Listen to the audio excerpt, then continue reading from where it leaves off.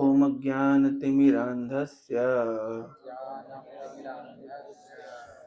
ज्ञानाञ्जनशलाकया चक्षुरुन्मिलितं येन तस्मै श्रीगुरवे नमः। नमः ॐ विष्णुपादाय कृष्णपृष्ठाय भूतले श्रीमते भक्ति वेदांत स्वामिन् इति नामिने। नमस्ते सारस्वते देवे गौरवाणी प्रचारिणे निर्विशेषा शून्यवादी पाश्चात्य देश तारिणे वाञ्छाकल्पतरुभ्यश्च कृपा सिन्धुभैव च पतितानां पावनेभ्यो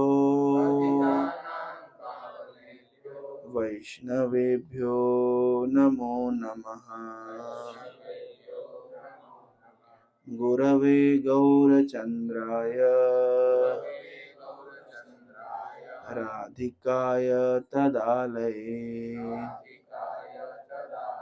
कृष्णाय कृष्णभक्ताय तद्भक्ताय नमो नमः। जय श्री कृष्ण चैतन्य प्रभु नित्यानंद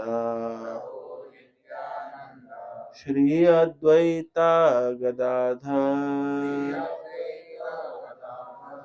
श्रीवासादि गौर भक्त वृंद। हरे कृष्णा कृष्णा कृष्णा हरे हरे हरे राम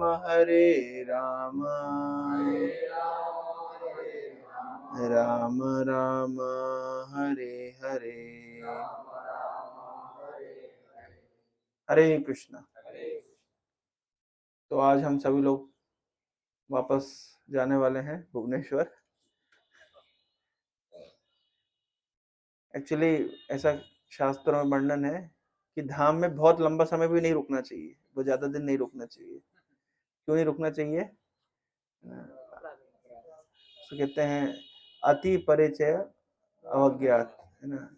जब अति परिचय हो जाता है तो फिर अवज्ञा होने लगती है ना। किसी महान, ऐसा कहा जाता है कि साधु की संगति कितना करना चाहिए, जैसे साधु को आग की तरह देखना चाहिए।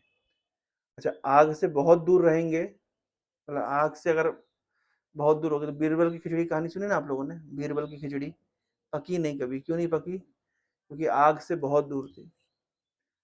तो साधु से बहुत दूर भी नहीं रहना चाहिए, नहीं तो आध्यात्मिक उन्नति नहीं हो पाएगी, और बहुत निकट भी नहीं आना चाहिए, नहीं तो अपराध होगा। उसी प्रकार से सभी आध्यात्मिक वस्तुओं के साथ में सिद्धांत ये लागू होता है। बहुत दूर भी नहीं होना चाहिए कि उसका फल प्राप्त ना हो पाए, और इतना निकट भी नहीं जाना चाहिए, इतनी फैमिलियरिटी भी नहीं होनी चाहिए कि अपराध होने लग जाए। चैतन्य महाप्रभु के एक पार्षद थे जगदानंद पंडित।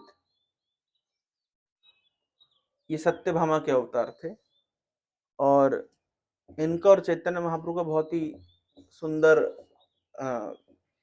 प्रेम मैत्री का संबंध था।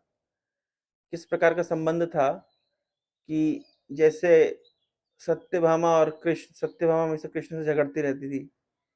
हमने प्रसिद्ध लीलाएं सुनी हुई है कि कृष्ण ने पारिजात का फूल दिया रुक्मिणी को, तो सत्यभामा नाराज हो गई। तो सत्यभामा को प्रसन्न करने के लिए भगवान को पूरा पारिजात का पेड़ ला के देना पड़ा। तो उसी प्रकार से तो इसको कहते हैं प्रेम कलह। तो जगदानंद पंडित और चैतन्य महाप्रभु के पीछे ही प्रेम कलह होती है। चैतन्य महाप्रभु से बहुत प्रेम करते हैं जगदानंद पंडित, लेकिन फिर भी कभी कभी कलह होती है। तो एक बार जगदानंद पंडित ने इच्छा व्यक्त करी कि मैं वृंदावन दर्शन करने जाना चाहता हूँ। तो महाप्रभु ने मना कर दिया, कि महाप्रभु ने विचार किया कि अभी वृंदावन, अभी जिस तरह का तुम्हारा स्वभाव है झगड़ा करने का, तुम वहां जाके ब्रजवासियों से झगड़ा करोगे तो अपराध होगा।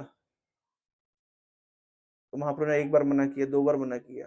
अब बहुत जब जिद पकड़ ली जगदानंद पंडित ने, तो महाप्रभु ने कहा ठीक है, आप ब्रज जा सकते हैं, वृंदावन में जाके दर्शन कर सकते हैं, लेकिन बहुत कुछ ही दिन रुकना, उसके बाद लौट आना।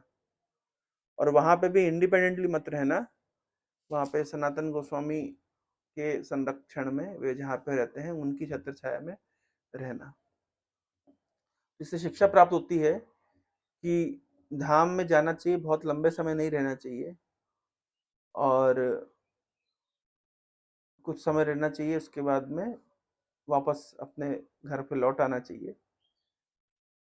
लेकिन धाम को अपने हृदय में बसा करके लौट आना चाहिए।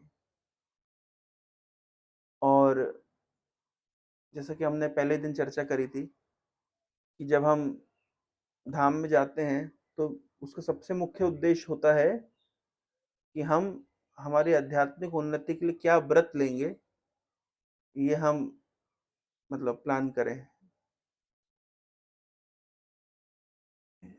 उद्धव को भगवान कृष्ण बहुत सुंदर श्लोक में बता रहे हैं, यस्यात्म बुद्धि कुणपे त्रिधातु के स्वधिकलत्रादिशु भौम यदि यत्रित बुद्धि सलीलेना करिचित जनेषु अभिगेषु सएव गोखरा। जब हम लोग पूरी यात्रा किए थे, श्लोक पे हमने चर्चा किए थे कि पहले जमाने में तीर्थ कैसे जाते थे। तो ट्रेनें थोड़ी ना होती थी, कि हवाई जहाज नहीं होता था, कि बसें नहीं होती थी, गधे के ऊपर सामान ढो करके जाते थे। गधा होते ही सामान ढोने के लिए, खच्चर, उसका काम ही ये होता है। तो सब लोग तीर्थ जाते थे और गधे के ऊपर सामान रख के जाते थे। अच्छा, गधे की जिंदगी में क्या अंतर पड़ा? वो सामान का भार ढो करके तीर्थ जाता है और भार ढो करके ही तीर्थ से वापस आता है। तो देखा जाए तो गधे की जिंदगी में कोई अंतर नहीं पड़ा। उल्टा कोई तीर्थ पे अगर शॉपिंग वॉपिंग कर ले तो बेचारे गधे की जिंदगी और नरक हो जाए। कि तीर्थ स्थान में अब जैसा भी आप लोग के लिए शॉपिंग वाला वो स्लॉट रखा गया है, हैं? नाम हट जा सकते हैं, थोड़ा शॉपिंग वॉपिंग कर सकते हैं, कोई धोती कुर्ता खरीदेगा, माताएं साड़ी खरीदेंगी, कुछ भी है। तो कुछ नहीं तो कोई जब बैग खरीदेगा, है ना, भक्तों के लिए, घर वालों के रिलेटिव्स के लिए प्रसाद खरीदेगा। तो बहुत शॉपिंग का बहुत स्कोप है। तो पहले के जमाने में तीर्थ में जब गधा जाता था, उसके सामान ढो करके उसको लेकर जाते थे।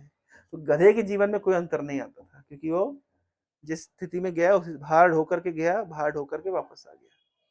तो कहा जाता है कोई व्यक्ति अगर धाम में जाकर के, भगवान के तीर्थ में जाकर के अगर साधु संगति नहीं करता है, तो उसकी चेतना भी गधे के समान है। क्यों? क्योंकि वो भी संसार का भार ढो करके गया और संसार का भार ढो करके वापस आ गया। यानी उसने अपनी आध्यात्मिक उन्नति के लिए कोई कार्य नहीं किया, या कोई प्रैक्टिकल स्टेप्स नहीं लिए। उसके अध्यात्म, तो उसकी चेतना वही गधे के समान रह जाएगी, संसार का भार ढो के जाएगा और संसार का भार ढो करके वापस आएगा। तो ऐसा हमें नहीं करना है, ऑफ कोर्स। इसलिए कहा जाता है कि यत् तीर्थ बुद्धि सलीले ना करे चीज। ऐसा नहीं है कि तीर्थ तीर्थ केवल कोई जलाशय है जहाँ पे डुबकी मारने से पाप धुल जाते हैं। पाप जलाशय में डुबकी मारने से नहीं धुलते हैं, पाप साधुओं की संगति करने से, कथा सुनने से, भक्ति करने से धुलते हैं। तीर्थ में जाने का केवल मुख्य उद्देश्य होता है कि हमें वो साधु संगति के प्रति लोभ जागृत हो, भक्ति करने के प्रति हमारा क्या कहते हैं इम्पेटस। जैसे मान लीजिए आप में से कोई गए हैं बाघा बॉर्डर, गए हैं? लोग गए हैं, आप लोग गए हैं। आप बाघा बॉर्डर होकर के आइए, तो शाम को जब झंडा उतारते हैं तो दोनों पार्टी, भारत और पाकिस्तान दोनों पार्टी वो लोग परेड करते हैं, और ऐसे टांगे उछाल उछाल के परेड करते हैं, और वो ड्रम के ऊपर बढ़िया देशभक्ति गीत बजते हैं, वो भोंपू बजते हैं। तो जब व्यक्ति वो पूरा सीन देख करके वापस आता है, उसको कैसा लगता है? उसको पूरा रोमांचित हो जाता है, पूरा उसका उत्साह बढ़ जाता है, मतलब देश के लिए कुछ कर देंगे। ये यहाँ से बोलो हिंदुस्तान जिंदाबाद, वहां से बोलते बोलो पाकिस्तान जिंदाबाद, मतलब दोनों पार्टी मतलब इस तरह करती है। तो ऐसे ही बैठते, बिल्कुल यही ऐसे ही रूट होता है। ऐसे ही बैठते हैं, है ना, इधर इधर पे लोग बैठते हैं, इधर पे बॉर्डर होती है, उधर पे पाकिस्तान, इधर पे इंडिया, इस तरीके से। तो वो जब आप पूरा सीन देखते हैं तो आपको कितना मतलब भर जाता है, जोश भर जाता है ना। 7-8 दिन तक तो कम से कम उतरता नहीं है, ऐसे ही होता है ना, वो देशभक्ति का जोश चढ़ जाता है। तो इसी प्रकार से जब हम भक्तों की संगति में तीर्थों का भ्रमण करने के लिए जाते हैं, तो क्या होता है, भक्ति करने के लिए एक उत्साह, एक जुनून आ जाता है। आपने सुबह चीज ऑब्जर्व करी होगी, मंगल आरती में भीड़ देखी आप लोगों ने? कार्तिक महीने में वृंदावन में एक बड़ा सुंदर सीन देखने को मिलता है। मतलब मंदिर, मतलब मंगल आरती से पहले का सीन बता रहा हूँ, क्या देखने को मिलता है। सुबह 3:30 बजे, 3:45 बजे, 4 बजे कई गलियों से लोग दौड़ते हुए, भागते हुए, कोई अपनी धोती टाइट करते हुए, कोई अपनी साड़ी सेट करते हुए, लोग दौड़ते भाग रहे, मतलब मंदिर की ओर पहुंचे जा रहे। वो जो आप मंदिर में जो आनंद मिलेगा वो तो मिलेगा ही मिलेगा, वो जो आप सीन देखेंगे कि मतलब भक्त लोग, कोई उस गली से आ रहा है, कोई उस गली से आ रहा है, कोई उस गली से आ रहा है, कोई उस गली से आ रहा है, और सब मंदिर की ओर जा रहे हैं। आप देखिए, कभी कभी जैसे हम तो जब भगवान को देखते हैं, मंगल आरती में भगवान को देखते हैं, तो निश्चित रूप से आनंद लगता है। कभी आप मुड़ करके देखिए भक्तों को, तो जब इस तरह से हाथ जोड़ करके और आंखें ऐसे देख करके और मतलब प्रार्थनाएं करते, अर्पित करते हैं, वो भक्तों का चेहरा देख करके भक्ति बढ़ जाती है। कभी ऑब्जर्व किया आप लोगों ने? दूसरे भक्तों का उत्साह देख करके हमको हमें लगता है, अरे इनका इतना उत्साह, इतनी उत्कंठा है भगवान को दर्शन करने की। चैतन्य महाप्रभु एक बार पुरी मंदिर में थे, और गरुड़ स्तंभ के पीछे आपने वो देखा होगा, उस स्थान जहाँ पे महाप्रभु खड़े होकर के दर्शन करते थे। तो महाप्रभु वहां पे दर्शन कर रहे थे, और जगन्नाथ जी को दर्शन करने की उत्कंठा में एक बूढ़ी औरत थी। वो क्या करी उसको समझ नहीं पड़ा, उसने एक हाथ रखा इधर, एक हाथ रखा उधर, गरुड़ स्तंभ के ऊपर एक पैर, चैतन्य महाप्रभु के दूसरा पैर, और चढ़ गई महाप्रभु के कंधे के ऊपर। और और इतनी उत्कंठा के साथ जगन्नाथ जी के दर्शन करने लगी। तो चैतन्य महाप्रभु का जो सेवक था वहां पे, गोविंद, उन्होंने, अरे क्या करो, पागल हो, उतरो उतरो। तो उसको उतार दिया। महाप्रभु बहुत डांट लगाए हैं, बोले, अरे आदि मानव, तुमको इतना समझ नहीं आता है कि कितनी उत्कंठा है उस वृद्धा की जगन्नाथ का दर्शन करने की। महाप्रभु कह रहे अगर उतनी उत्कंठा या उसकी कुछ परसेंट उत्कंठा भी अगर मेरे हृदय में जागृत हो गई होती तो मेरा जीवन धन्य हो जाता। महाप्रभु बोल रहे हैं, चैतन्य चैतामृत में वर्णन है। तो आप देखिए, मतलब वो क्या उनकी उत्कंठा रही होगी कि मतलब जगन्नाथ को दर्शन करने की, हम समझ सकते हैं। कभी कभी लोग बहुत विरोध करते हैं, मतलब कई बार ऐसा होता है जगन्नाथ मंदिर में, ऐसा होता है पंडा लोग ऐसा तंग करते हैं, ये करते वो करते, बहुत हम विरोध सुनते हैं। लेकिन हम दूसरा पक्ष देखते हैं, पंडा लोग जितना सेवा करते हैं जगन्नाथ जी का, जितना प्रेम से सेवा करते हैं, हम सपने में भी सोच सकते हैं? नहीं सोच सकते। वो जितना बड़ा बड़ा वो हांडी उठा करके वो भोग लेकर के जाते हैं, हम क्या सपने में सोच सकते हैं? उनकी कई जनरेशंस, हजारों हजारों सालों से वही सेवा करते आ रही हुई है। हम लोग चिंतित हो जाते हैं कि हम लोग भक्ति मार्ग में इसको जुड़े, बच्चे लोग जुड़ेंगे कि नहीं जुड़ेंगे, कोई गारंटी नहीं। और वो लोग हजारों हजारों सालों से अपनी जनरेशन बाय जनरेशन उस लेगेसी को कंटिन्यू कर रहे हैं। तो आप समझ सकते हैं कि जगन्नाथ की कृपा उनके ऊपर निश्चित है। अब वो क्या करते हैं, वो बाहरी दिखावा है, केवल बाहरी आडंबर है। देखने में लगता है पंडित तंग कर रहा है, आपको पैसा मांग रहा है, डिस्टर्ब कर रहा है, ये केवल बाह्य आवरण है। आंतरिक बात यह है कि वो इतना उनका जगन्नाथ के प्रति आकर्षण है, इतना अटैचमेंट है कि जिसको हम शब्दों में बयान नहीं कर सकते। जो बहुत, इसलिए हम बाहरी दृष्टिकोण से भक्त की स्थिति को नहीं जान सकते।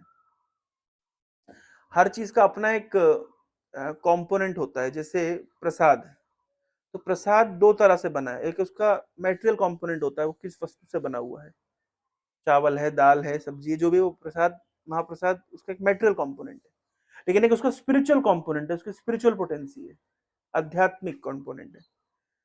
तो हम क्या होता है, हम मेटेरियल कंपोनेंट को तो ऑब्जर्व कर पाते, देख पाते हैं, लेकिन स्पिरिचुअल कंपोनेंट को हम देख नहीं पाते, ऑब्जर्व नहीं कर पाते। अगर ऐसा कहा जाता है कि महाप्रसाद अगर खराब भी हो जाए, मतलब सड़ भी जाए, तो उसको भक्त लोग उसको ऑनर करते हैं। हम लोग तो नहीं कर पाते हैं, हम लोग की इतनी श्रद्धा भक्ति है नहीं। रघुनाथ दास गोस्वामी करते थे। जो चावल सड़ जाता था उसको गाय भी नहीं खाती थी, उसको धो करके रघुनाथ दास गोस्वामी भोजन करते थे। जब चैतन्य महाप्रभु को पता चला कि रघुनाथ दास गोस्वामी इतना बढ़िया फीस्ट करते हैं, तो चैतन्य महाप्रभु एक दिन छुपके से पहुंच गए रघुनाथ दास जी के पास में, और जैसे रघुनाथ भोजन करने लगे तो रघुनाथ दास की प्लेट से महाप्रभु छीन के खा लिया। बोले तुम इतना अच्छा प्रसाद पा रहे हो और हमको बता भी नहीं रहे हो, ये तो गलत बात है। तो रघुनाथ दास महाप्रभु का हाथ पकड़े, महाप्रभु क्या कर रहे हैं, क्यों खा रहे हैं, ये सड़ा हुआ है। हम कितनी बार जगन्नाथ जी के महाप्रसाद के गुणगान को सुनते हैं कि सड़ा भी हुआ भी होता है तो उसको स्वीकार किया जाता है। हम लोग देखते हैं कि अगर कोई भी ऊंची जाति का व्यक्ति, निचली जाति का व्यक्ति है, अगर कुत्ता भी अगर उसमें से खा रहा है तो खा लिया जाता है। ऑफ कोर्स हम लोग उस स्तर पे नहीं है कि हम प्रसाद की महिमा को उस दृष्टि से देख पाए, उसका स्पिरिचुअल कंपोनेंट देख पाए। इसलिए हम मेटेरियल कंपोनेंट देखते हैं कि ये झूठा है, ये अपवित्र है, ये सड़ गया है, हम उसका मेटेरियल साइड देख पाते हैं। तो कृष्णा कॉन्शियसनेस का अर्थ ही होता है, आध्यात्मिक चेतना का अर्थ ही होता है कि हम मेटेरियल कॉन्शियसनेस से उठ करके आध्यात्मिक कॉन्शियसनेस में आए। अभी हमें धाम की दृष्टि से क्या दिख रहा है, यहाँ भी तो वही है जो हर जगह है, बस एक मंदिर है, इतना ही अंतर दिखता है, बाकी तो सब सामान्यतः ही हमको प्रतीत होता है। लेकिन ऐसा कहा जाता है एक गीत में, वो कौन सा गीत है, कबे जब निताई चांदा करुणा होइबे, संसार वासना कबे तुझ होबे, विषय, हाँ, क्या है नेक्स्ट लाइन, क्या है उसकी, विषय, हाँ, विषय छाड़िया कबे शुद्ध हबे मान, कबे हम हेराबो श्री वृंदावन। तो बोल रहे हैं वृंदावन दर्शन कैसे होता है, टिकट करा करके आप वृंदावन जाकर के वृंदावन दर्शन नहीं कर पाएंगे। वृंदावन का दर्शन एक्चुअली कैसे होगा, धाम का दर्शन कैसे होगा, मायापुर का दर्शन कैसे होगा, जगन्नाथपुरी का दर्शन कैसे, जगन्नाथपुरी में वर्णन आता है कि जो जगन्नाथपुरी में रहते हैं वो चतुर्भुज रूप में रहते हैं। आपको दिखे क्या, क्यों नहीं दिखते? विषय छाड़िया कबे शुद्ध हो, जब तक विषय वासना में हमारी चेतना फंसी रहेगी तब तक हमें धाम का दर्शन नहीं होगा।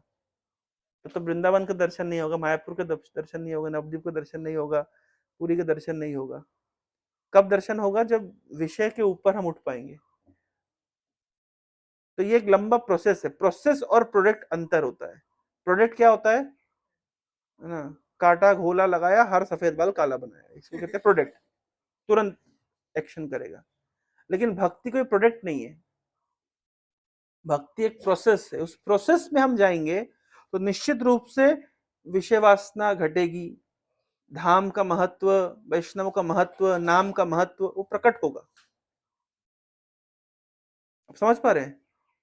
हमारा एक फेमस श्लोक है, हम क्या बोलते हैं, महाप्रसादे गोविंदे नाम ब्रह्मणि वैष्णवे स्व अल्प पुण्य बताम राजन विश्वासो नैव जायते। श्लोक का अर्थ क्या है कि जिसका बहुत कम पुण्य होता है उसका विश्वास नहीं होता। किस पे विश्वास नहीं होता?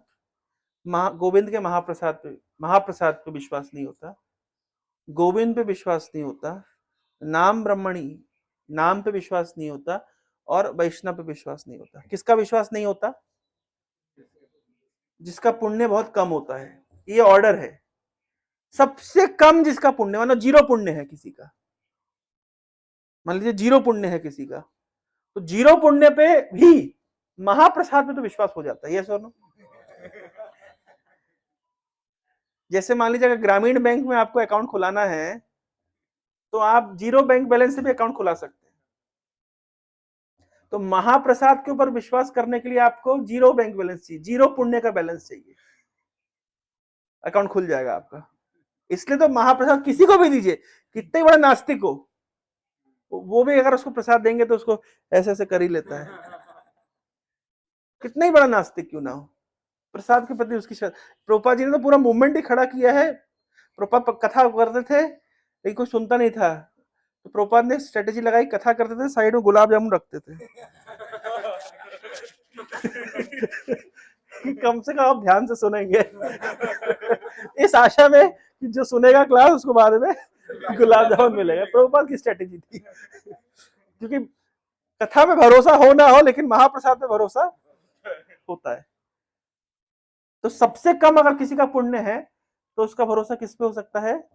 महाप्रसाद। उससे अधिक अगर पुण्य है तो गोविंद पे, भगवान पे भरोसा होता है। बहुत लोग का भगवान पे भरोसा होता है लेकिन नाम पे भरोसा नहीं होता, क्योंकि नाम के लिए और अधिक पुण्य चाहिए। तो सबसे कम पुण्य में आपका खाता खुलेगा महाप्रसाद अकाउंट, ठीक है ना। और थोड़ा अधिक पुण्य होंगे तो आपका कौन सा अकाउंट? गोविंद अकाउंट खुलेगा। और अधिक थोड़ा सा होगा तो नाम। लेकिन अगर सबसे अधिक पुण्य होगा तब जाकर के वैष्णव पे श्रद्धा बढ़ेगी। इसका मतलब वैष्णव पे श्रद्धा करना सबसे अधिक पुण्य चाहिए। देखिए सामान्यतः भारत में प्रसाद पे सबको श्रद्धा है, गोविंद पे भी श्रद्धा है। भाई इस्कॉन में आने से पहले भी सब गोविंद को मानते थे, नाम के ऊपर भी श्रद्धा थी, नहीं तो क्यों बोलते राम नाम सत्य है, हरि नाम सत्य है, मतलब इतना तो मानते ना, श्रद्धा तो है ही ना। लेकिन इस्कॉन में आने के बाद में हमारी श्रद्धा नाम के पहले पास नाम में श्रद्धा पहले थी, गोविंद में श्रद्धा भी थोड़ी बहुत थी, प्रसाद में तो श्रद्धा थी, लेकिन एक जगह श्रद्धा नहीं थी। किसमें नहीं थी? वैष्णव में श्रद्धा नहीं थी। हमें सारे ढोंगी दिखते थे, सारे पाखंडी दिखते थे, है ना। हमें लगता था ये सब चोर है, हमारी यही धारणा थी। दाढ़ी मूछ वाला आ जाए, ये बाल मुंडा के आ जाए और लाल कपड़ा वाला, तो देख करके मतलब कोसों दूर भागते थे। इस्कॉन में आने से एक हमारा लाभ हुआ है कि हमारे पुण्य का लेवल इतना बड़ा है कि हमें साधुओं के ऊपर, वैष्णवों के ऊपर श्रद्धा होने लगी। अब समझ पा रहे हैं? शास्त्र में बताया गया है कि कोई अगर वैष्णव नहीं है, अगर वैष्णव को वेश भी बनाया है तो उस पर श्रद्धा करनी चाहिए। 3-4 उदाहरण शास्त्र में मिल जाते हैं। जैसे भगवान कृष्ण ने पूतना का उद्धार किया, क्या देख के उद्धार किया? कि माँ का भेष बना के आई है। ये माँ नहीं है, ये तो जहर पिलाने आई है, लेकिन क्योंकि माँ का भेष बनाया है तो भगवान उसके भेष का सम्मान करते हैं। इसी प्रकार से इंद्र और पृथु वाले प्रसंग में आता है, इंद्र ढोंगी वाले साधु का वेश बना के आया, लेकिन पृथु ने मारा नहीं, क्योंकि कम से कम साधु का वेश बनाया है। तो भारत में तो इतनी श्रद्धा, मतलब ये संस्कार है कि अगर कोई साधु का वेश भी बनाता है तो उसका सम्मान करना चाहिए। लेकिन इस्कॉन एक ऐसी संस्था है जो साधु मैन्युफैक्चरिंग की संस्था है। सारे थर्ड क्लास के लोग घुसते जाते हैं और सब साधु बन के निकलते जाते हैं। आप समझिए, यहाँ पे साधु पे श्रद्धा की तो बात ही छोड़ दीजिए, एक ऐसा प्रोसेस दे दिया गया है कि जिसमें घुसेंगे तो साधु बन जाएंगे। सभी लोग के लिए सुविधा है, हर व्यक्ति, कोई भी किसी भी बैकग्राउंड से आए, उसका कोई वो भूत, हमने कथाओं में सुना है कि डाकू रत्नाकर उल्टा मरा मरा जब करके उसका उद्धार हो गया। तो हम लोग के डाकू रत्नाकर से कम है क्या? बताइए। हमारे अगर पूर्व इतिहास अगर देखें तो डाकू रत्नाकर से एक भी कोई व्यक्ति कम नहीं होगा, ज्यादा ही होंगे सब। लेकिन फिर भी है, और उड़िया लोग का तो कहने क्या क्या क्या नहीं खाया है उड़िया लोगों ने, है। अभी अभी दया आती जानवरों को देख करके, लेकिन कोई आज मतलब पूरा महीना कार्तिक करेंगे उसके बाद छाड़ खाई, जो जो छोड़ा सब खा जाएंगे। जितने पाप उड़िया बंगाली मिलके करते पूरा देश नहीं करता है। लेकिन देखिए प्रभुपाद जी कृपा से साधु बन गए कि नहीं बन गए। तो प्रभुपाद जी ने एक ऐसा पावरफुल प्रोसेस दे दिया है ना। ये प्रोसेस ऐसा नहीं कि प्रभुपाद जी मैन्युफैक्चर किए, प्रोसेस हमेशा से है, लेकिन उसके प्रीवियस आप एसओपीज देखेंगे तो बड़े डिफिकल्ट थे। अगर आप प्रभुपाद जी से पहले, अगर आप भक्ति इस्कॉन आने से पहले अगर आप इस संसार में आए होते तो आपके लिए भक्ति करना मुसीबत हो जाती, मान लीजिए आप भक्ति सिद्धांत ठाकुर के जमाने में आए होते तो आपको तो किताब ही समझ नहीं आती, वो लिखा क्या उनने, उनकी भाषा ही ऐसी है। अगर इस्कॉन नहीं होता, इससे पहले अगर हम आए होते तो हमको इतनी सुविधा मिलती नहीं अभी जितनी सुविधा मिल रही है। अभी अभी हमारे लिए भक्ति करना क्या कठिन है, कौन सी कठिनाई है, एसी रूम में बढ़िया रुक रहे हैं। वो इस ये जो प्रभुपाद विलेज का जो प्रमोशनल वीडियो है, तो वो प्रभु ब्रजविलास प्रभु बोल रहे हैं कि सिंपल लिविंग हाई थिंकिंग। मैं कह रहा हूँ यहाँ सिंपल लिविंग है कहाँ पे? पूरा ऑपुलेंस ही तो है। पहले जमाने में साधु लोग रिकमेंड करते थे फास्टिंग करो, तपस्या करो। आज हमारे कहाँ फास्टिंग, कहाँ तपस्या है? तो प्रभुपाद जी ने एसओपीज को बड़ा ही न्यूट्रल कर दिया, एडेप्टेबल कर दिया, सबके लिए व्यवस्था कर दी। इसलिए भगवान एक श्लोक में कह रहे हैं, निर्देहम आद्यम सुलभम सुदुर्लभम प्लवम सुकल्पम गुरु कर्णधारम मयानुकूल नभावस्तेरितम पुमान भवाब्दिम न तरेत स आत्मा। बोल रहे हैं निर्देहम, ये जो मनुष्य शरीर है, आद्यम, ये एक रास्ता है, ये स्टार्टिंग है, ये मेन गेट है, ये वो चौराहा है जिससे आप डिसाइड कर सकते हैं कि आपको अपनी चेतना को ऊपर उठाना है या अपनी चेतना को नीचे गिराना है, वापस से पशु योनि में जाना है या इस भवसागर को पार करके भगवान के चरणों में आश्रय लेना है। ये मनुष्य शरीर वो आद्यम है। निदेहम आद्यम सुलभम, सुलभ हो गया, बड़ी सरलता से प्राप्त हो गया। आपको याद है कि आपने क्या तप किया था मनुष्य शरीर प्राप्त करने के लिए? पता नहीं है, समहाउ मिल गया। लेकिन सुदुर्लभम, सुदुर्लभम क्यों? अब सारे जीव जंतुओं को कैटेगरी देख लीजिए, उनके कंपैरिजन मनुष्य है ही कितने। इस संसार में चींटियां जितनी हैं उसका 0.00001% मनुष्य भी नहीं होंगे। इसका मतलब ये होता है कि मनुष्य जीवन दुर्लभ है। तो मनुष्य जीवन सुलभता से प्राप्त हो गया लेकिन सुदुर्लभ है। और कह रहे हैं प्लवम सुकर्पम गुरु कर्णधारम। ये प्लवम मतलब ये नाव के समान है, ये नाव है जो भवसागर को तैराने के लिए परफेक्ट नाव है। सुकल्पम, बड़ी अच्छी नाव है, अच्छे से बनी हुई है।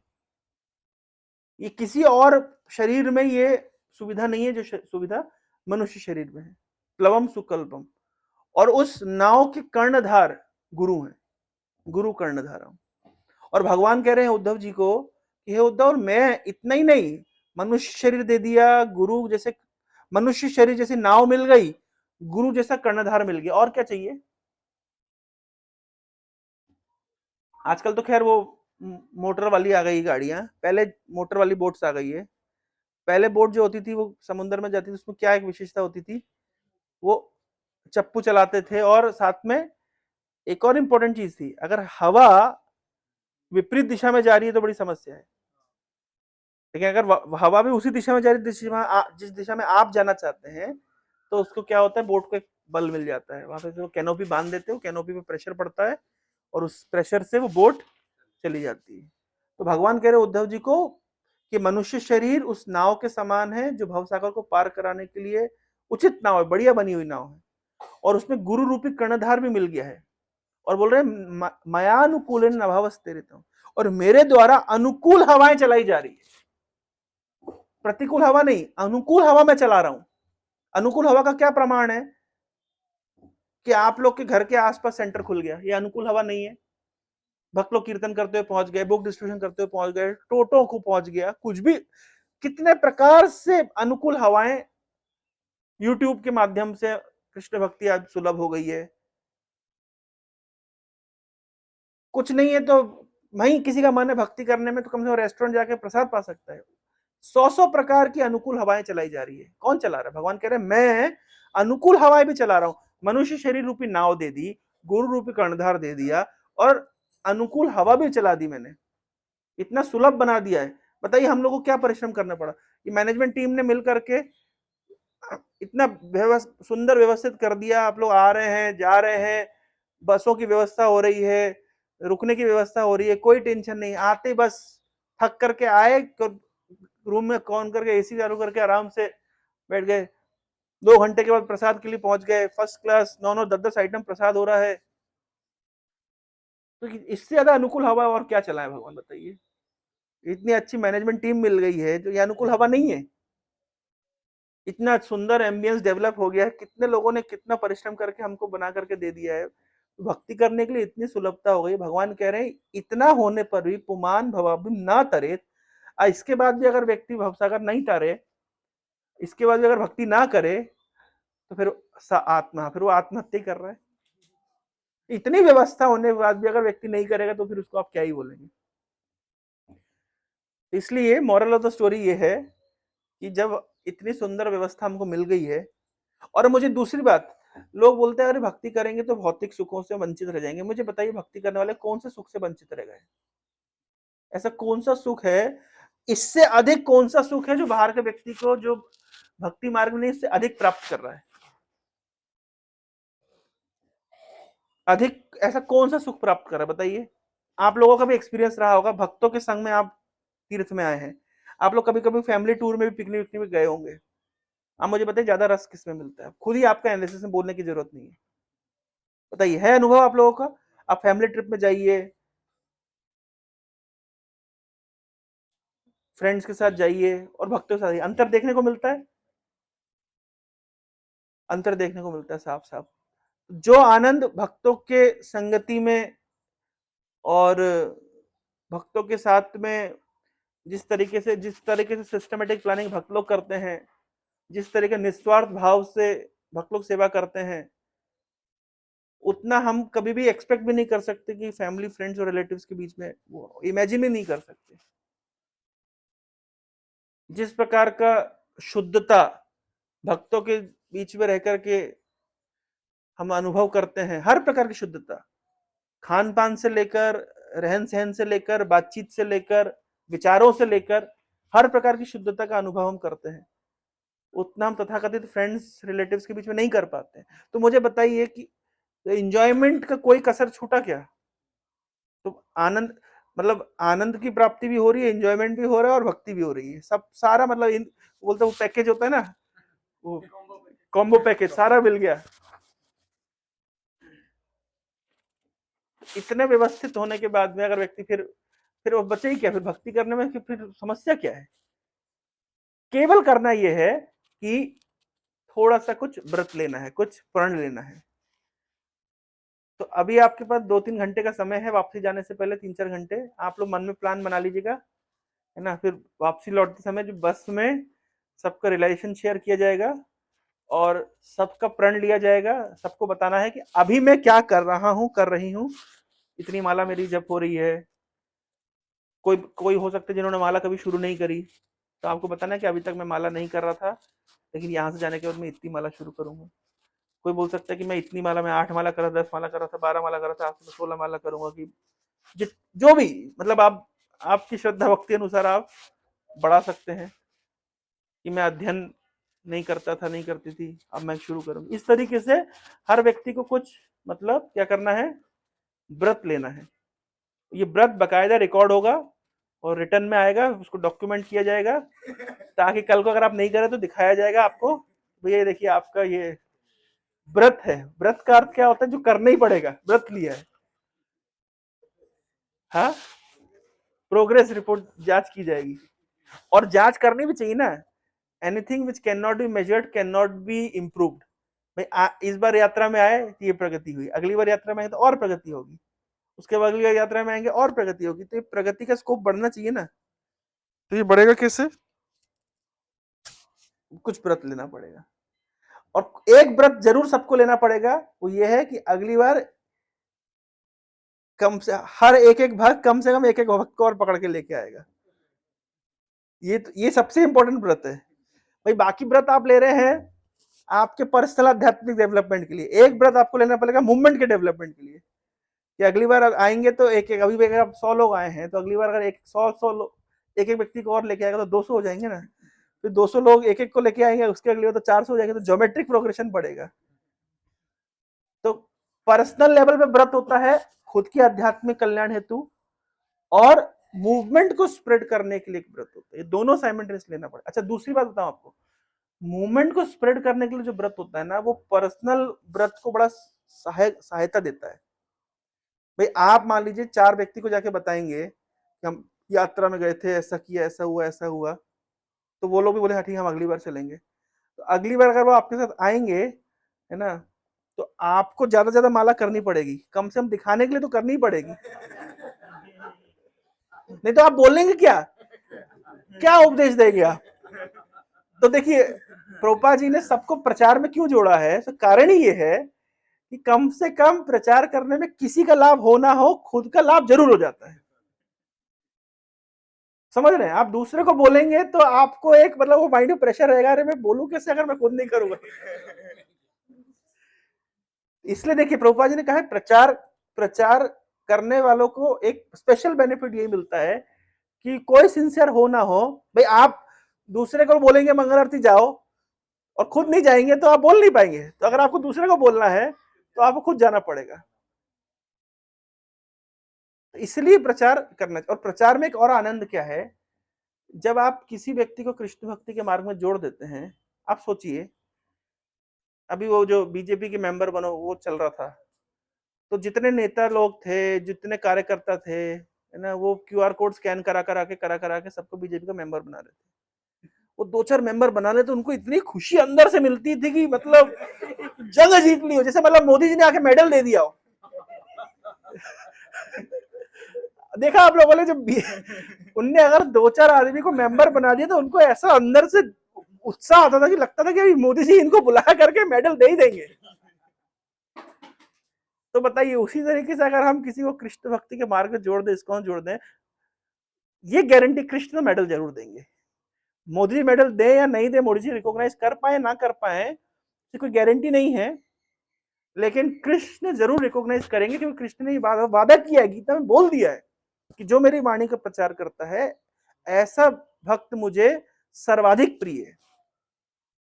ये सारे भक्तों की कैटेगरी में, क्योंकि देखिए सारे भक्तों में क्यों बोला गया है, भगवान क्यों बोल रहे हैं कि जो मेरी वाणी का प्रचार करता है भगवान को क्यों प्रिय है, क्योंकि बाकी सब प्रकार से भक्ति करता है ना, उसमें भक्त का ज्यादा हेडेक नहीं है।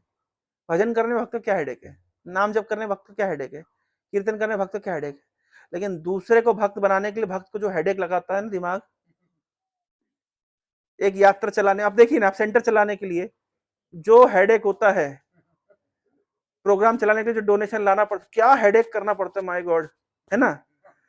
तो भगवान देखते हैं कि अरे मेरे लिए हेडेक ले रहा है। बाकी जगह में तो भक्त को भक्ति में इतना आनंद मिलता है कि भक्ति के आनंद में भगवान को भूल जाता है। भगवान के तो अजीब भक्त है,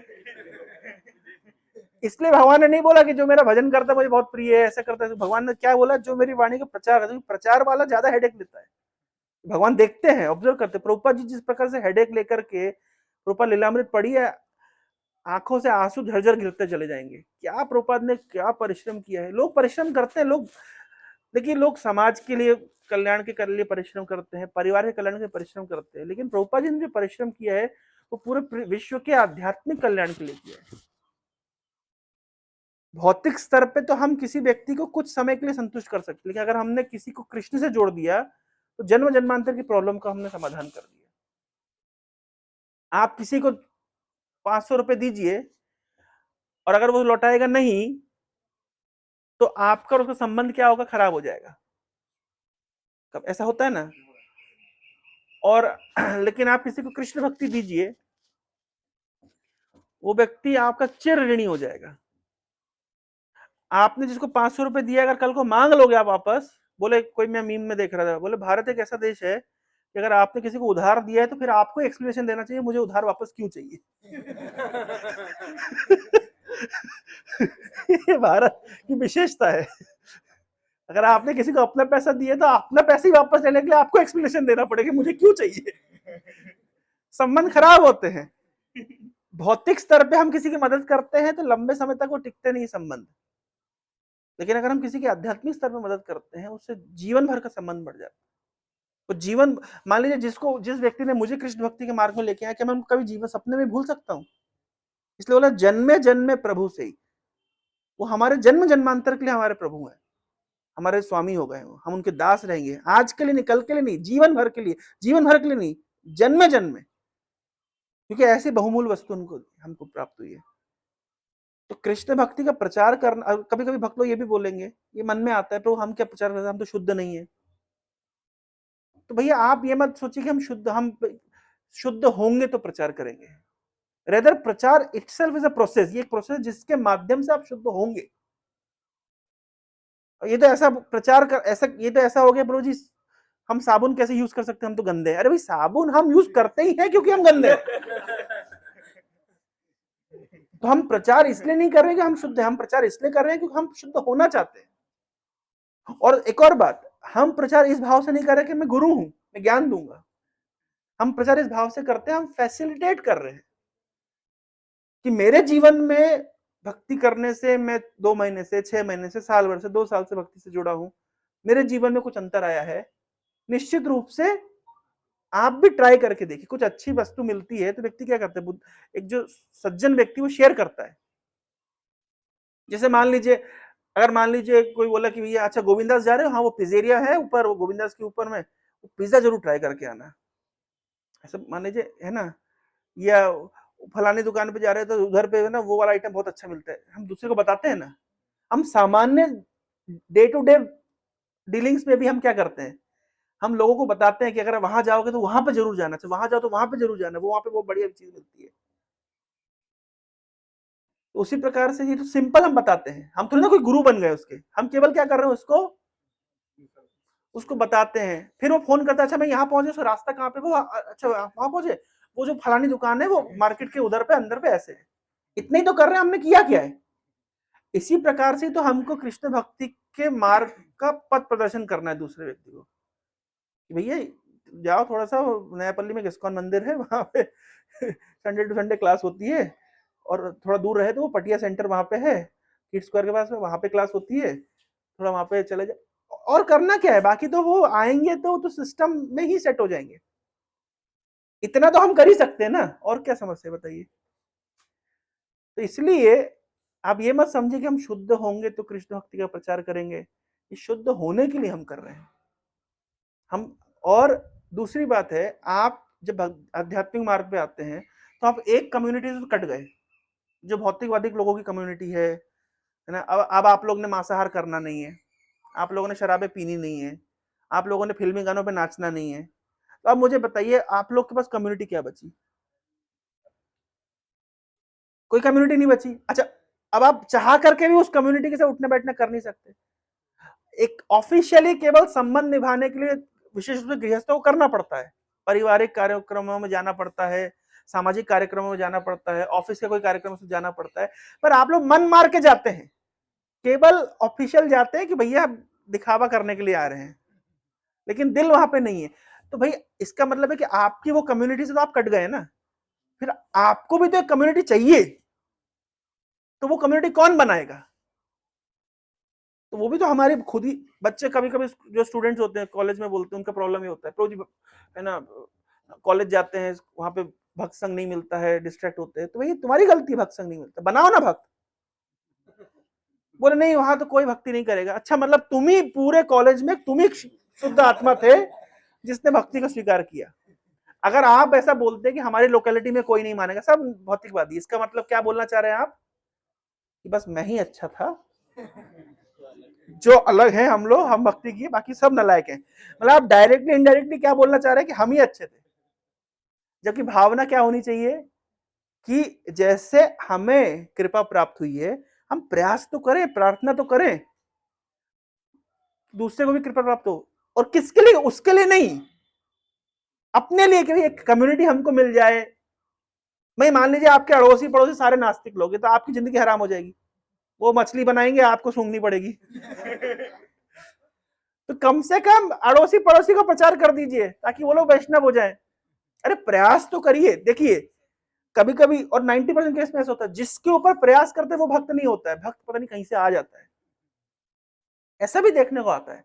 हम तो कितनी बार देखते हैं, हम जिन स्टूडेंट को प्रचार करते हैं वो भाग जाते हैं, और जिनको बिल्कुल प्रचार नहीं करते हैं वो भक्त बन जाते हैं। अक्सर ऐसा होता है। तो फल देने वाले कृष्ण हैं, और प्रयास हमारे हाथ में। अगर हम चाहेंगे कि अगर मैं भक्तों की कम्युनिटी को ग्रो करूं ताकि उस कम्युनिटी में मैं आश्रय ले सकूं, अगर भक्तों की कम्युनिटी बढ़ेगी तो मेरा आश्रय हो जाएगा ना। प्रयास करिए, भगवान देंगे।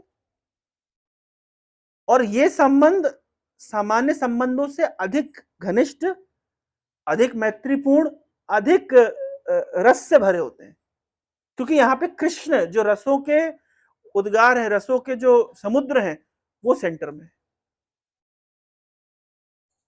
सामान्य अपने फैमिली फ्रेंड रिलेटिव साथ में बैठेंगे तो किस विषय पे चर्चा होती है? पॉलिटिक्स को लेकर के, पैसे को लेकर के, और पर निंदा पर चर्चा, अड़ोसी पड़ोसी रिलेटिव, है ना। लोग कितना कितना बोझ सिर पे ढोते हैं। 25 साल पहले मैं उनकी शादी में गया तो उसने हमसे चाय नहीं पूछी। 25 साल पुराना बर्डन अपने कंधे के ऊपर रखते हैं। भक्ति ठाकुर एक गीत में लिख रहे हैं कि पूर्व इतिहास भूलिनु सकल सेवा सुख पे मने। जैसे ही भगवान की सेवा का सुख आनंद प्राप्त हुआ, पूर्व इतिहास भूल गए। अब यकीन मानिए भक्ति का यही टेस्ट है कि जिस दिन आप भक्ति का आनंद प्राप्त होगा ना, किसने क्या बोला था, क्या किया था, कौन सा रिलेटिव ने क्या बोल दिया, कौन से मित्र ने क्या, आपको फर्क नहीं पड़ेगा।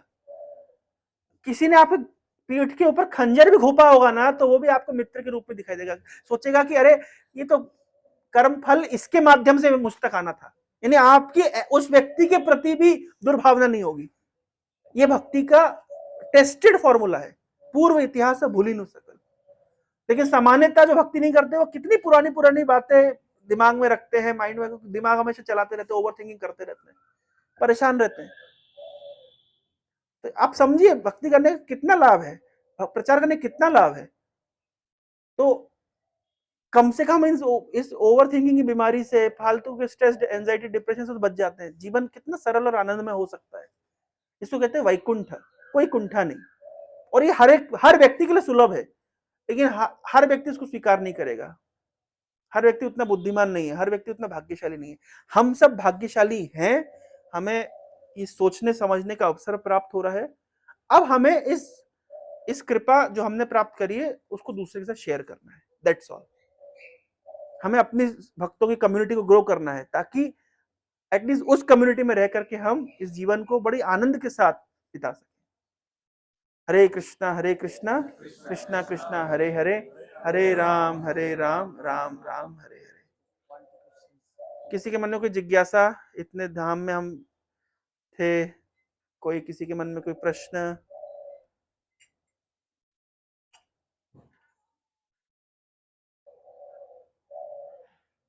कोई प्रश्न नहीं है? प्रभु कल हम भक्ति विनोद ठाकुर के भजन कुटीर गए थे, उधर हमने जो गुरु परंपरा का जो देखा ना, वो स्टैम्प था।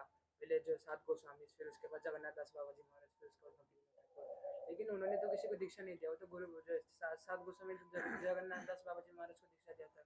लेकिन क्या उन्होंने भक्ति विनोद ठाकुर को दीक्षा? हमारी परंपरा दीक्षा और शिक्षा परंपरा दोनों है ना। इनफैक्ट दीक्षा से ज्यादा महत्वपूर्ण है शिक्षा। इस्कॉन में बड़ा चैलेंज है, भक्त दीक्षा लेने के बाद गायब हो जाते हैं, दिखाई नहीं देते हैं। ये बहुत बड़ा चैलेंज है। तो इसलिए जब भी दीक्षा लेने के पश्चात उन्हें ज्यादा रिस्पॉन्सिबिलिटी लेना चाहिए, ज्यादा लीड करना चाहिए, जैसे हमारे प्राणेश्वर प्रभु नंदन वो कर रहे हैं। लेकिन सामान्यतः ये बड़ा चैलेंज हो गया, दीक्षा लेने का सोचते अब तो हम सीनियर हो गए हैं, और सीनियर होने के बाद भी सीन आफ्टर मेनी इयर्स फिर हो जाता है। तो ऐसा नहीं होना चाहिए रेदर। तो इस्कॉन में दीक्षा शिक्षा महत्वपूर्ण है। जब शिक्षा में हम मैच्योर हो जाते हैं तो फिर हमें दीक्षा स्वीकार करना चाहिए, और दीक्षा लेने के बाद भजन में और स्थिरता आती है, गंभीरता आती है, और मतलब इसका वाला एक्सपेक्टेड है कि दीक्षा लेने का व्यक्ति और गंभीर हो। तो दैट इज एक्सपेक्टेड। लेकिन मैंने कई बार ऐसा देखा है कि भक्त लोग प्री मैच्योर स्टेज पे दीक्षा ले लेते हैं, और उसके बाद में वो अति उत्साह चोरेरा लक्षण, अति उत्साह में दीक्षा भी ले जाते हैं, उसके बाद में फिर धीरे से फिर वो कट जाते हैं, फिर आते नहीं है, फिर उसके बाद दीक्षा भी नहीं लेते हैं, फिर शिक्षा भी लेना बंद कर देते हैं, और फिर किसी काम के नहीं रहते हैं। भाई रोटी या तो पकी हो या तो आटा कच्चा हो। तो कच्ची पक्की रोटी का कोई वैल्यू नहीं है, उसको कुछ नहीं कर सकते आप, ना उसको पका सकते ना उसको खा सकते, कुछ नहीं हो सकता। तो या तो इसलिए एक मैच्योर स्टेज के बाद में व्यक्ति को दीक्षा स्वीकार करना चाहिए, और भजन में दीक्षा लेने का एक सीधा सीधा अर्थ है आपको लीडरशिप होना चाहिए, लीड करना चाहिए, या ना कि दीक्षा लेने के बाद आपको घर में छुप जाना चाहिए। मैंने ओडिशा में बहुत देखा है, बहुत भक्त दीक्षा लेने के बाद दिखाई नहीं देते, हम डेटाबेस लेके घूमते रहते हैं कहाँ गए? दीक्षा से पहले तो हर दिन दिखते थे, मंगल आरती से लेकर, दर्शन आरती से लेकर, गुरु पूजा से लेकर संध्या आरती तक भी दिखाई देते थे, और दीक्षा लेने के बाद तो महीनों महीनों सालों साल दिखाई नहीं देते। तो जाते कहाँ है? क्योंकि भ्रम आ जाते कि अब हमने दीक्षा तो ले ली है, तो हो गया। नहीं, दीक्षा को इंग्लिश में प्रॉपर ने इंग्लिश वर्ड बोला है इनिशिएशन, इनिशिएट हुआ, भक्ति शुरू हुई है। लेकिन लोग सोचते दीक्षा लेने के बाद तो हम क्वालिफाई कर गए। ये बहुत बड़ा भ्रम है, पता नहीं ओडिशा में ज्यादा चलता है, मैंने तो पहले नहीं देखा है इतना, लेकिन यहाँ मैं देखता हूँ कि लोग दीक्षा लेने के बाद सोचते हैं कि अब तो हमारा हो गया। दीक्षा लेने का मतलब होता है कि अब हमारी जिम्मेदारी बढ़ गई है।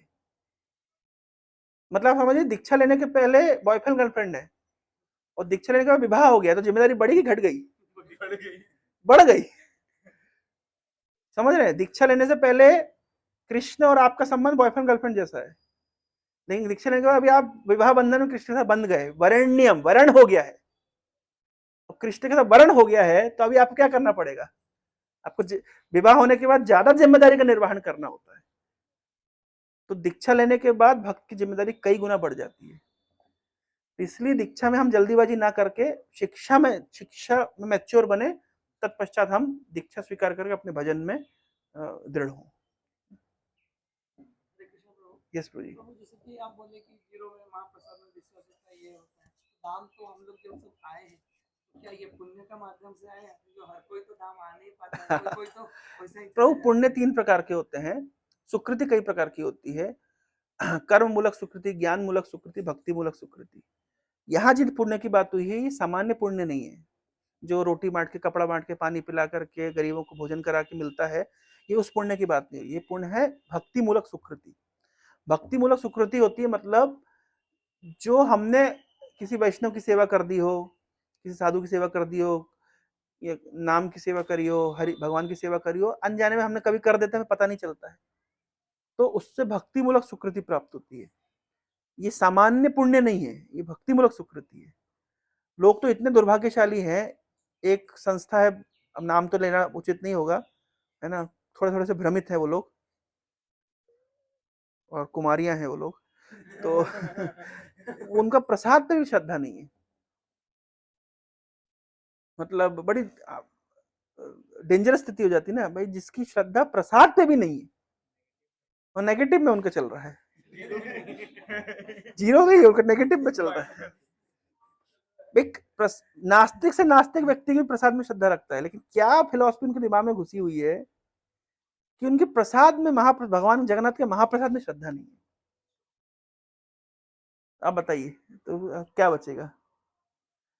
तो तात्पर्य यह है कि प्रभुपाद से किसी ने पूछा कि प्रभुपाद, कैसे हो सके कि हम इस कृष्ण भक्ति के मार्ग में आ सके, हमारा ये भाग्य उदय कैसे हुआ? प्रभुपाद कहते हैं, मैंने तुम्हारा भाग्य उदय किया, I made your good Fortune.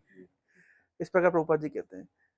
तो वास्तव में हम लोग की स्थिति में थे, लेकिन एक साधु की कृपा दृष्टि से हमारा ये हमें अवसर प्राप्त हो गया। तो साधु की कृपा दृष्टि, शास्त्र में कहा गया है, जैसे 3 प्रकार से पोषण होता है, भगवत गीता के श्लोक में प्रभुपाद जी परपट में कोट कर रहे हैं।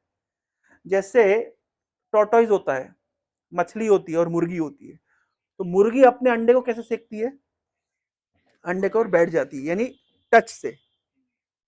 और जो मछली होती है वो कैसे से अपने अंडों को करती है? देख करके। मछली अंडों के पास में रहती है, देखती रहती है, जहां भी अंडे देते हैं पास में देखती रहती है। और टॉर्टोइज क्या करता है? टॉर्टोइज लैंड पे, धरती के ऊपर जाके अंडे देता है, और बाद में समुद्र में वापस आ जाता है, और समुद्र में बैठ करके ध्यान करता है। तो जिस प्रकार से स्पर्श से, दर्शन से और ध्यान से ये अलग अलग जीवों के अंडे पोषित होते हैं, साधु भी इन 3 तरह से पोषण करता है। किसी को छू करके, आशीर्वाद दे करके, किसी को गले लगा करके, ये पोषण का एक तरीका है। टच करके, किसी को ऊपर कृपा दृष्टि डाल करके, कितने कितने भक्त प्रभुपाद जी उनको देख करके मुस्कुरा दिए। कभी प्रभुपाद से बात नहीं हुई, कुछ नहीं, केवल प्रभुपाद जी ने उनको देख के मुस्कुरा दिया, पूरे जीवन के लिए भक्त बन के रह गए। और कभी कभी साधु लोग किसी किसी का ध्यान करते हैं। ध्यान करते हैं मतलब, अरे वो प्रभुपाद जी जब ये प्रोजेक्ट कर रहे थे मायापुर का लैंड लेने के, तमाल कृष्ण महाराज को भेजा उन्होंने। तो तमाल कृष्ण महाराज को जब भेजा तो प्रभुपाद कलकत्ता में थे, और तमाल कृष्ण महाराज को भेजा ये लैंड एक्वायर करने के लिए। तो बहुत देर हो गई, प्रभुपाद 10 बज गया नहीं पहुंचे, 11 बजे नहीं पहुंचे, 12 बजे नहीं पहुंचे, है ना, इस तरीके से। प्रभुपाद कॉन्स्टेंटली तमाल कृष्ण महाराज से क्या कर रहे हैं, ध्यान कर रहे हैं, चिंतन कर रहे हैं, कहाँ रहेगा, कब आएगा, क्या हो गया।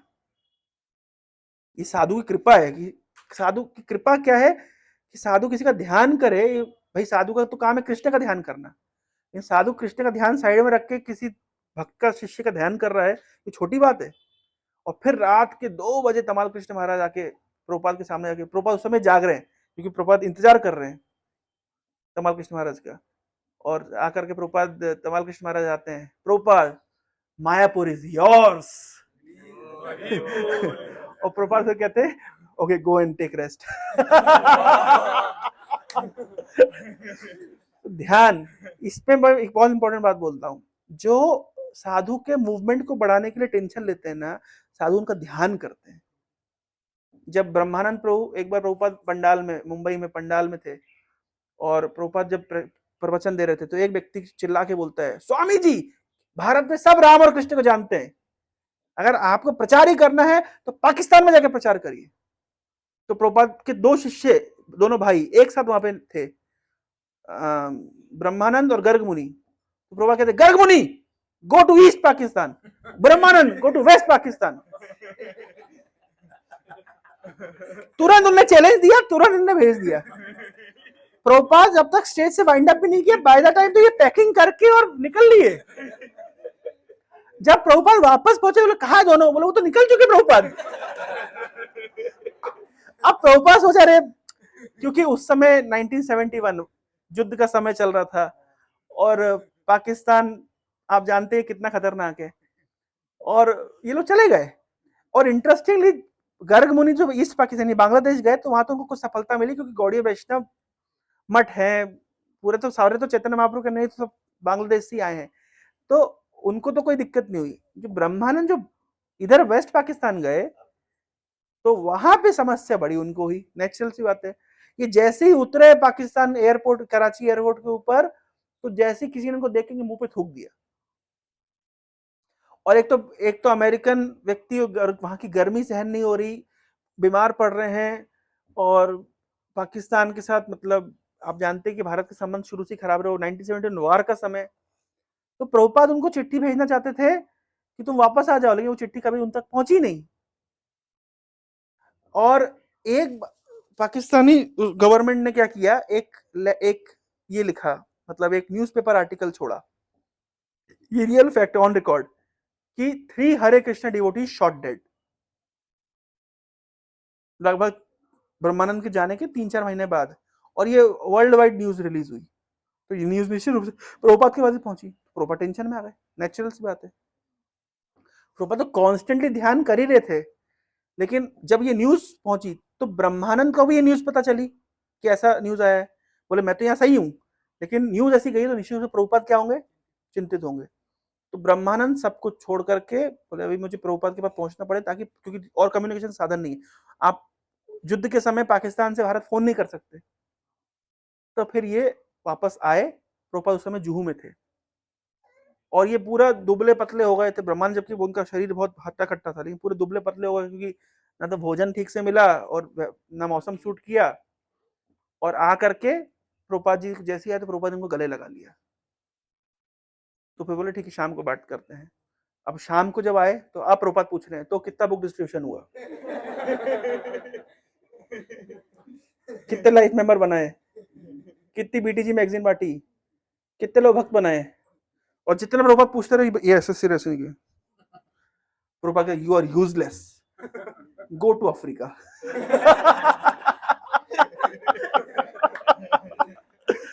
यस प्रभुपाद।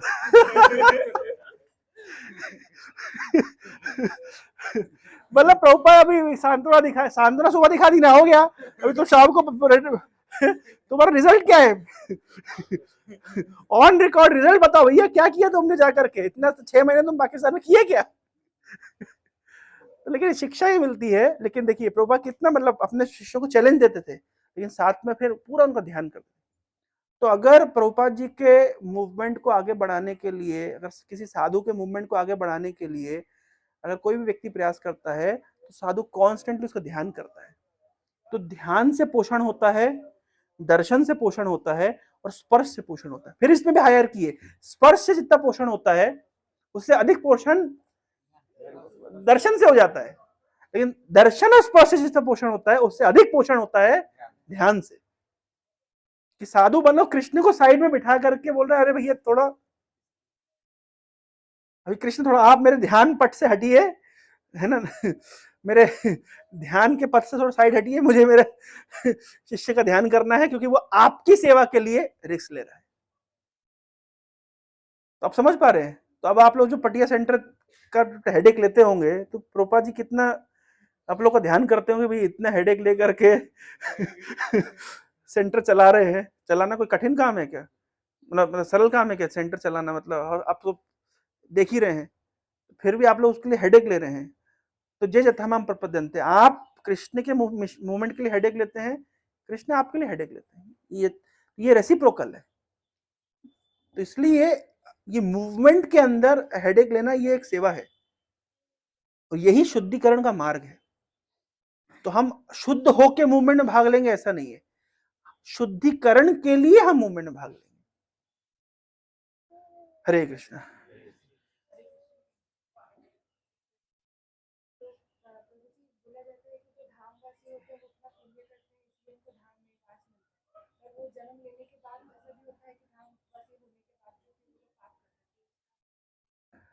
माता जी का प्रश्न है कि धामवासी पाप करते हैं। तो देखिए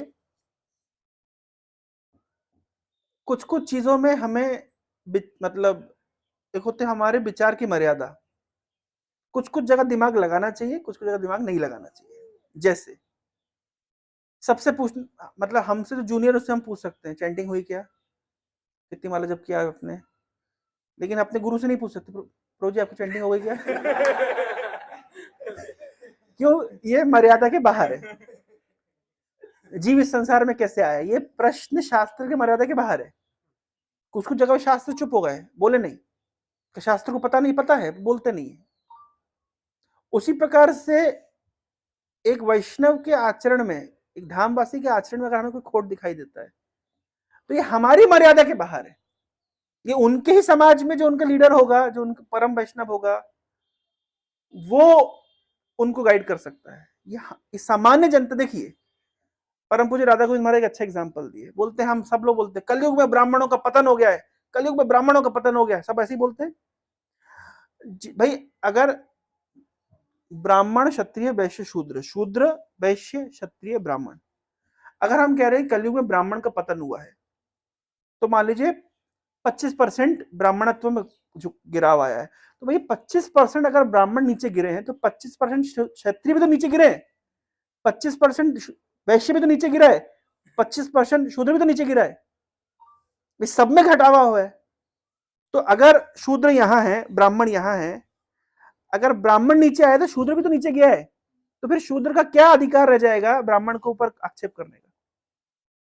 समझ पा रहे हैं? एग्जाम्पल एनालॉजी समझ आई? तो अगर कोई धामवासी पाप कर रहा है, तो भाई वो पहले धामवासी होने के लिए तो उसने कुछ किया है ना, वो तो हमने किया नहीं, तो पहले हम वो करें फिर कमेंट करें। भाई कोई व्यक्ति अगर पुरी में जन्म लिया है और उसका जगन्नाथ के प्रति स्वाभाविक आकर्षण है, तो पुरी के रहवासी के ऊपर कमेंट करने से पहले हमको इतना क्वालिफाई होना पड़ेगा कि हम पहले पुरी में जन्म लें, और तो हम क्वालिफाई हुए नहीं।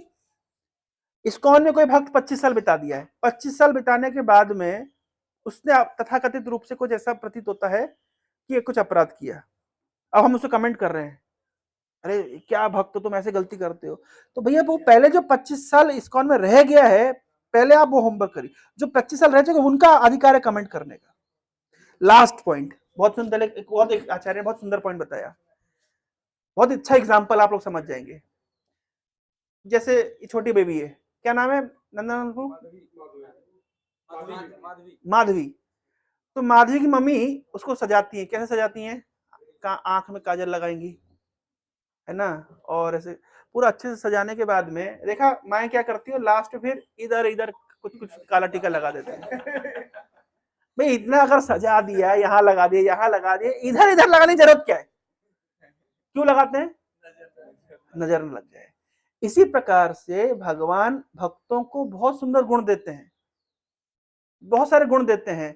ऐसे कहा ही जाता है जो व्यक्ति भक्ति करता है उसके अंदर देवताओं के गुण प्रकट होते हैं। लेकिन सारे गुण देने के बाद में ना भगवान का ना एक आध दो ऐसा ऐसा तथाकथित कलंक छोड़ देते हैं ताकि नजर ना लगे। और हम लोग कितने बुद्धू हैं, हमारी नजर कहाँ जाती है सीधे, हम समझ नहीं पाते हैं कि ये माधवी की मम्मी का प्यार है कि कलंक ना लग, मतलब नजर ना लग जाए, इसलिए यहाँ पे इधर पे काला लगा दिया। इसी प्रकार से भगवान का उस भक्त के प्रति विशेष स्नेह है कि कई भक्त को घमंड ना आ जाए और कोई नजर ना लग जाए, इसलिए एक आध दो कलंक छोड़ देते हैं। इसलिए हर भक्त के साथ में कुछ ना कुछ समस्या भगवान दे ही देते हैं।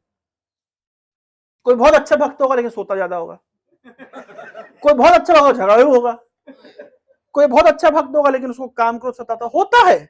ये भगवान की योग माया शक्ति से हो रहा है, हमारे ये महामाया के प्रभाव से नहीं हो रहा है। और हम सोचते हैं कि अरे ये कैसा भक्त है, इतने साल से भक्ति करो, कोई तुम्हारे अंदर कोई बदलाव नहीं। अरे भैया ये केवल बाहरी आडंबर है, ये केवल हमको मतलब क्या कहते हैं भ्रमित करने के लिए है। वास्तविकता तो है कि भक्त उन सब चीजों से शुद्ध है और हमें वही नजरिए को डेवलप करना है। नहीं तो हम क्या करेंगे, पूरी सफेद दीवार के ऊपर वो काला धब्बा है तो काले धब्बे भी हमारी नजर जाएगी। इसलिए हमें उनकी भक्ति को अप्रिशिएट करना है। और हल्दर महाराज कहते हैं पे ओबेसेंसेस कीप डिस्टेंस। भाई किसी के अंदर अगर हमें दोष दिखता है तो प्रणाम करो, दूर से रहो, क्योंकि अधिक निकट जाएंगे तो हमें दोष दर्शन होगा। जो हमने जहां की आज की क्लास हमने जहां से शुरू करी, तो हम उतना ही दूर रहे कि उसके गुणों को हम ग्रेस्प कर सकें, और इस भाव से कि जो उसके दोष हैं वो उसके गुरु और भगवान देखेंगे, उनके प्रॉब्लम हमारी प्रॉब्लम नहीं है। इसी दृष्टि से हमें, और देखिए हम भी धाम में रहते हैं, इस्कॉन में रहना है अपने आप में धाम में रहना है। आप भले भुवनेश्वर में रहते हो, अपने घर में रहते हो, हम ये कॉन्शियसनेस में हमें रहना ही पड़ेगा, क्योंकि हम इस्कॉन में इतने महान महान भक्तों से मिलते हैं लेकिन हमको उनके अंदर भी अगर दोष दिखता है तो हमें चेतना यही होनी चाहिए कि पहले हम उतना महान बने, फिर दोष देखने की हमारी, और जब इतने महान बन जाएंगे तो हमें दोष नहीं दिखेगा। ये अलग लेवल है। हरे कृष्ण। हो गया अब समय हो गया है बाद में। अरे